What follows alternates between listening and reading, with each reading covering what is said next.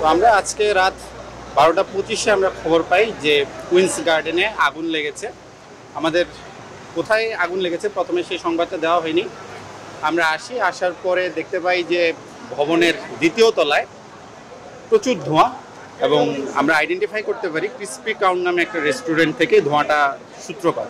তারপর আমরা সার্চ করা শুরু করার পরে আমরা দেখতে পাই যে ওই রেস্টুরেন্টের ফলস সিলিংয়ে একটু আগুন জ্বলছে।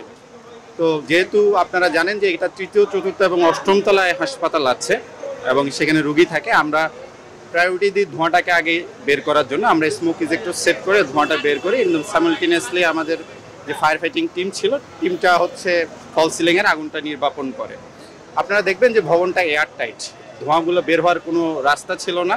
সো আমরা স্মোক ইজেক্টরের মাধ্যমে ধোঁয়াটা বের করি, এবং ক্ষয়ক্ষতির কথা যদি আমরা বলতে চাই, তো তেমন কোনো ক্ষয়ক্ষতি হয় নাই এই জায়গায়, এবং কোনো হতাহতের কোনো ঘটনা নেই।